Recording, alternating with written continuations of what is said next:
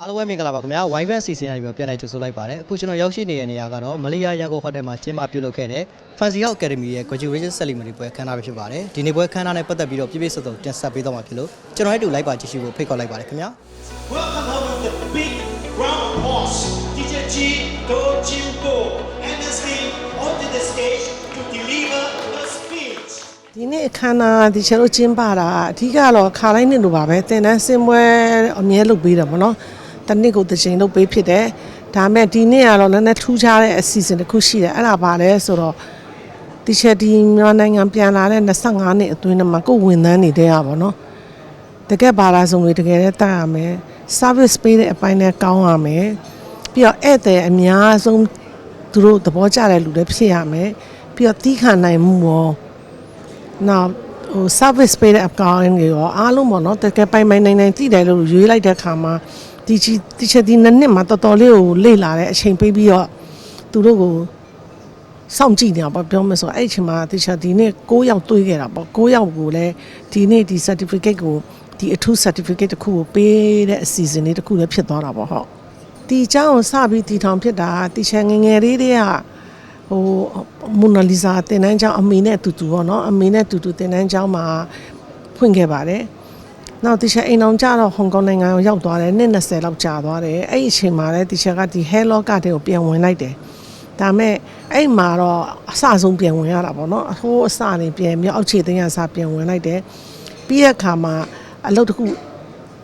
ခုဝင်လုပ်တယ်။အဲ့အလုပ်ကအရန်ပဲဒီဟောင်ကောင်နိုင်ငံမှာပြောမယ်ဆို top 1ပဲပေါ့နော်။အဲ့ဒီဆိုင်မှာအလုံးလုံးရနေပြီးတော့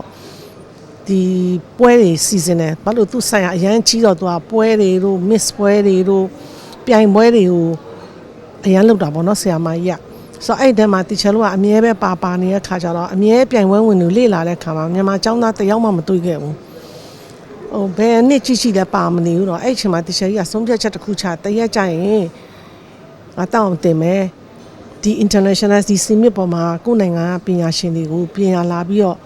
ဒီပညာရှင်တွေလာပြီးပြိုင်နိုင်အောင်ဒီချက်တရက်တော့ပြန်ပြီးဖွင့်မယ်ဆိုပြီးတော့အဲ့လိုတော့ဆုံးဖြတ်တယ်ဒါပေမဲ့2004ခုနှစ်ကျမှဒီချက်တကယ်ကိုပြန်လာပြီးတော့မှဒီ Fancy Hair Beauty Academy ကိုစတင်တည်ထောင်ဖြစ်သွားတာဟုတ်ဒီချက်ကြီးကဒီ Fancy Academy တင်တန်းစင်ကျောင်းသားအားလုံးကဒီချက်ဖြစ်စေချင်တာကသူတို့ဒီအခြေခံပိုင်နိုင်သိဖို့လိုတယ်ဒီချက်တို့အိမ်ဆောင်လို့ပဲအောက်မြင့်မခိုင်အိမ်ကခဏလေးပဲငရင်လောက်ပြိုတယ်လို့ပဲဒီသဘောတရားပဲအခြေခံပိုင်နိုင်ဒီเจ้าကအဓိကထားတာဒီရှတို့အဓိက Fancy Academy ကအခြေခံပိုင်ရမယ်ပြီးရင်နောက်တစ်ခုကျတော့သူတို့ upgrade လုပ်တယ်ဆိုတာဆို trend တွေသွားတင်တယ်တင်တိုင်းတွေသွားတက်တယ်နိုင်ငံခြားသွားတင်တဲ့အခါမှာကျောင်းသားတွေမှာအတော်ဆုံးဖြစ်တယ်အမြဲပဲအဲ့ဆိုကလေးတွေကပြန်ဖုန်းဆက်တယ်တီချာကြီးရဲ့တဲ့တီချာကြီးကျောင်းသားလို့က Academy တင်တန်းဆင်းရလားတဲ့ဂုံယူလိုက်တာတဲ့သမီးရောက်ရအရက်မှာမျက်နှာပန်းပွင့်တယ်တဲ့အဲ့ဒါတယောက်တည်းပြောတာမဟုတ်ပါဘူးစကြောင့်မို့တီချာလို့ဒီဘယ်လိုပြောမလဲဒီမျော်မှန်းတာဆိုတာသူလူများနဲ့မတူစေချင်ဘူးဥပမာဒီနေ့လိုပဲ hair do တွေသူတို့ကစားတယ် hair do တွေဖိရတီချာက idea ပဲပေးလိုက်တာအခုမိုးရာတီဆိုဘာလို့လဲထီပုံစံသွားဖိဒါမဲ့ဆရာမရှိရဘူးသူက YouTube ထဲမှာဝင်ကြည့်လို့ရတယ်ဒါမဲ့ copy ဖြစ်ရင်မအောင်မြင်ဘူး copy ဆိုတာမကောင်းဘူးလူများကို copy မလုပ်ဖို့ကိုယ့်ဟာကို creation နဲ့ကိုယ့်ဟာကိုအသိဉာဏ်နဲ့ပေါင်းစပ်မယ်ကိုသင်ထားတဲ့ဒီ basic တွေကိုအကုန်လုံးပေါင်းပြည့်ရှင်သူတို့တည်ထွင်နိုင်တယ်အဲ့တော့တီချာရဲ့မျောလင့်ချက်က French ရောက်ကျောင်းသားတိုင်းကလူများကို copy မလုပ်စေချင်ဘူးတီချာရဲ့လောက်တက်ကအခုဒီ hair lock မှာဆိုတီချာရဲ့48နှစ်ဒီနှစ်ထဲမှာဝင်လာပြီအသက်ကတော့80ကတ်နေပါဟာတီချာရဲ့ PT ကတော့တကယ်ပါခုနလိုပဲပွဲလောက်တာကြည်ပြီးသူတို့ idea ပဲပေးတယ်သူတို့စကားတွေပြောပြီးကာလာနာမည်လေးတတ်တယ်ကာလာနာမည်တွေကိုသူတို့မျိုးစုံခေါ်တတ်တယ်အဲ့ဒါတီချာကအမြဲပြောတယ်ဒီလိုကာလာဆိုတာက YouTube ထဲမှာမရှိရအောင် Pinterest ထဲမှာမရှိအောင်တဲ့ Instagram ထဲမှာသွား copy မလုပ်နဲ့မင်းတို့ဒီကာလာကိုဘယ်လိုခေါ်မလဲဆိုကိုယ့်အုံတော့ကိုယ့်ညံနဲ့ကိုဖြေအဲ့မှာခုနသူတို့ပြောသွားတဲ့စကားကိုကြည့်ရခါမှာတီချာပီတိအရန်ဖြစ်တာဒါចောင်းသားအဆင့်ပဲရှိသေးတယ်သူတို့က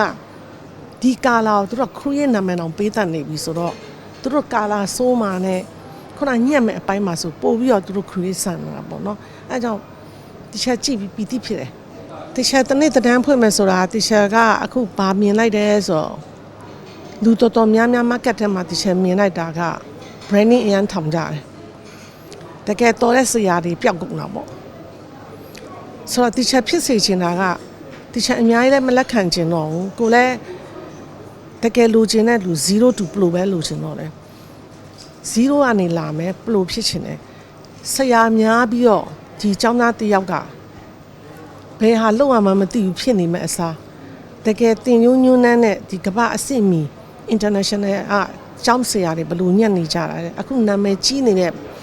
master ဆရာတွေရှိရသူတို့တွေညံ့တဲ့ညက်ကွက်က fancy ရဲ့တင်ညွန်းညွန်းနဲ့ကိုက်ညီလားမကိုက်ညီလားသူတို့သိဖို့လိုတယ်ကိုက်ညီတယ်ဆိုရင်နောက်ထပ်ကျောင်းကိုရှာစရာမလိုဘူး तू ကအဲ့ရနေစပြီး तू က create လုပ်ရမယ် तू ပြည်ရှင်နိုင်ငံခြားသွားရမယ်ပြည်ရှင်နိုင်ငံခြားဆရာကြီး line तू join ရမယ်ဒါကတော့ तू ဆက်လုပ်ပါမှာပေါ့နော်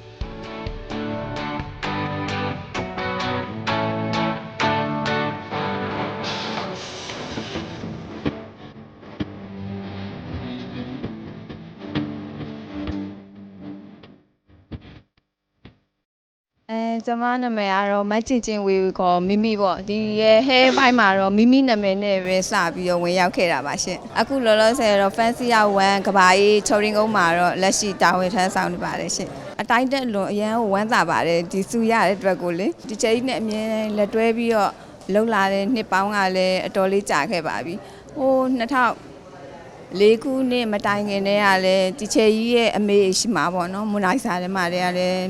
သူလက်တွဲပြီးတော့လှုပ်ခဲ့တယ်ပေါ့အဲ့မှာ10နှစ်လောက်လှုပ်ခဲ့ပါတယ်အဲ့ရနေပြီးတော့ဒီချေကြီးရဲ့အမေကနေပြီးတော့တင်တန်းတွေတင်ပြပေးတယ်အဲ့ချိန်မှာကျွန်မ8နှစ်သမီးပဲရှိသေးတယ်အဲ့ရနေမှ10နှစ်ကျော်လောက်လှုပ်ပြီးတော့မှဒီချေကြီးကစိုင်းဖွင့်မယ်ဆိုတော့ကျမတို့လူဟောင်းတွေကိုပြန်ခေါ်တယ်ပေါ့နော်အဲ့မိုနာလီစာမှာတင်ခဲ့တဲ့လူဟောင်းတွေကဆိုကျွန်မရွေးချယ်လိုက်တာပေါ့နော်ဒီပညာကိုက8နှစ်သမီးကလေးကအရန်ဝါသနာပါတယ်လေဘယ်လိုပြောရမလဲဒီချိန်နဲ့အခုလိုဆက်ပြီးတော့လဲလက်သွဲသွားမယ်ပေါ့ဆက်ပြီးတော့လဲစူးစမ်းသွားမယ်လို့လဲဟိုအတန်ထိတ်တဲ့ချထားပါတယ်ချင်းဒီချိန်ကြီးကိုပေါ့နော်အခုလိုမျိုးမြေတောင်မြောက်ပေးတယ်အခုလိုမျိုးလှုပ်ပေးတဲ့အတွက်လဲကျေးဇူးအများကြီးတင်ပါတယ်ဟုတ်ကဲ့ရှင်ကျမနာမည်ကတော့နန်းခင်တင်းလိုက်ပါအလုပ်ထဲမှာကျွန်တော်နောက်လို့ပဲခေါ်ကြပါတယ်ရှင်ခုလိုဒီချယ်ကြီးပေးတဲ့ဒီဘွဲလက်မှတ်ကိုလည်းရန်ကျေးဇူးတင်ပါတယ်တမိုးလဲထားပါမယ်ဒီချယ်ကြီးဒီပေးတဲ့ဘွဲလက်မှတ်မှာဒီဘွဲလက်မှတ်တစ်ခုတည်းပဲမဟုတ်ပဲနဲ့ပေါ့နော်အတိတ်ပဲတွေအများကြီးပါနေပါတယ်အဲ့ဒီအတွက်ကြောင့်မို့လို့လဲဒီချယ်ကြီးပေးတဲ့အတိတ်ပဲအများကြီးပါနေတဲ့ထဲမှာဒါတွေကိုလည်းကျမတို့ကတိကျတမိုးထားပြီးတော့လောက်ဆောင်ပါမယ်ရှင်ဟုတ်ကဲ့ကျမကဒီအလုပ်ကိုစဝင်တာ2012ကလေးอ่ะပေါ့เนาะအခုဆိုရင်တော့14နှစ်တာရှိခဲ့ပြီပေါ့เนาะဟုတ်ကဲ့ဒီ fancy house မှာပဲကျမစခဲ့တာပါရှင်ဟုတ်ကဲ့ junior ဘွားတွေကဒီကနေစလုပ်တာခဲ့ပေါ့เนาะဒီ market place ပေါ့เนาะ market place က fancy house မှာ hair styling နေနဲ့လုပ်နေပါတယ်ရှင်နောက်ပိုင်းနေကြတော့လေချယ်ကြီးကအခုဆိုင်ခွဲတွေဖွင့်မယ်လို့ပြောပါတယ်ရှင်အဲ့ဆိုင်ခွဲတွေမှာမှကိုကပါဝင်နိုင်တဲ့သူတယောက်ဖြစ်ချင်ပါတယ်ရှင်ကျေးဇူးတင်ပါတယ်အခုလို့ကျမကိုချယ်ကြီးကလည်းဒီခြေနေထိရောက်အောင်ပံ့ပိုးပေးတာတွေအများကြီးရှိတယ်တင်ပြပေးတာတွေအများကြီးရှိတယ်တင်ယူရတဲ့တင်တန်းတွေလည်းအများကြီးရှိပါတယ်ရှင်တင်တန်းတွေဆိုရင်ကျမတို့တစ်နှစ်ကို2ကြိမ်လေးပါလောက်တင်ယူရတာပေါ့နော်အဲ့လိုတင်ယူခွင့်ရတာကိုလည်းချယ်ကြီးကိုကျေးဇူးတင်ပါတယ်ပြီးတော့ကျမတို့တင်တန်းတွေကလည်းမျိုးမျိုးရှိရပါတော့စပင်တင်တန်းနေတာမကဘူးကျမတို့ရဲ့ mindset တွေကိုပါပြင်ပေးဖို့ပေါ့နော်တင်ပေးခဲ့တဲ့တစ်လတစ်ခါတင်ပေးတာပေါ့နော်ဒါကတော့ချယ်ကြီးရဲ့ဒါကိုကျော်နတန်ကိုလည်းကျေးဇူးအများကြီးတင်ပါတယ်ကျမတို့ mindset တွေအများကြီးပြောင်းသွားတာရှိရပါတော့သူရဲ့ topic တွေနားထောင်ပြီးတော့ပေါ့နော်အဲ့ဒီအတွက်လည်းအများကြီးကျေးဇူးတင်ပါတယ်အခုလို့9ရောက်ဖွဲ့မှာပါဝင်ခွင့်ရခဲ့တဲ့အတွက်လည်း graduation မှာဒီလိုပါဝင်ခွင့်ရခဲ့တဲ့အတွက်လည်းကျေးဇူးအများကြီးတင်ပါတယ်ရှင်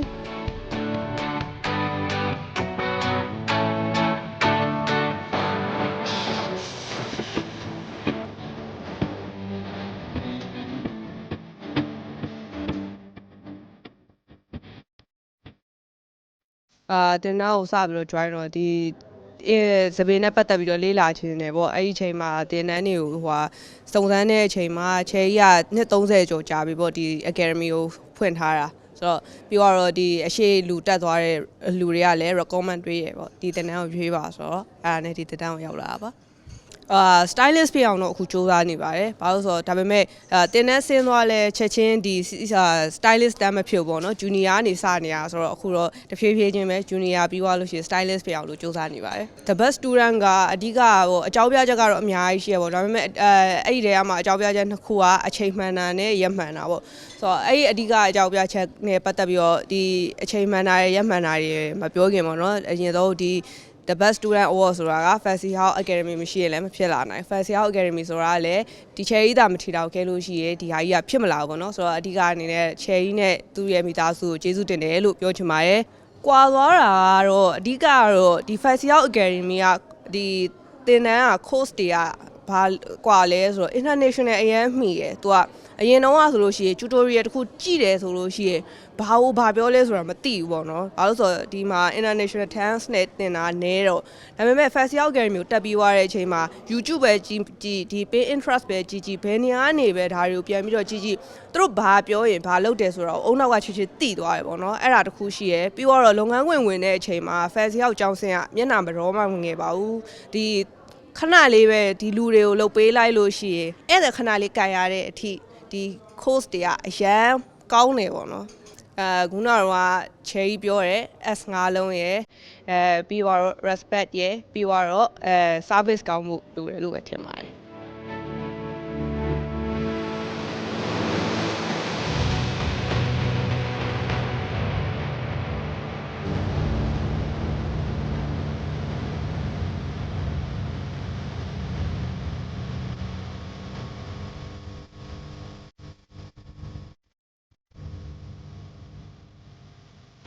ဆိုတော့ပီတီကိုစားရအားရှိပါတယ်အဲ့ပီတီဘာနဲ့မှလည်းနိုင်လို့ရဘူးအခုအသက်ကြီးပို့ပြီးပီတီဖြစ် အခုတင်ဆက်ပေးခဲ့တာကတော့ Fancy House Academy မှာသင်တန်းသူသင်တန်းသားများရဲ့သင်တန်းဆင်းလက်မှတ်ပေးရပွဲခန်းထားလည်းဖြစ်ပါတယ်။နောက်လာမယ့်အစီအစဉ်တွေမှာလည်းဘယ်လိုမျိုးစိတ်ဝင်စားစရာကောင်းတဲ့အစီအစဉ်မျိုးတွေပါဝင်လာမလဲဆိုတာကိုသိရှိနိုင်ဖို့အတွက်ကျွန်တော်တို့ရဲ့ Y Event အစီအစဉ်ကိုစောင့်မျှော်ကြည့်ရှုဖို့ပြောချင်ပါတယ်ခင်ဗျာ။ကြည့်ရှုအားပေးခဲ့ကြတဲ့တူတယောက်ချင်းစီတိုင်းကိုလည်းကျေးဇူးထူးပြီးတင်ရှိပါတယ်။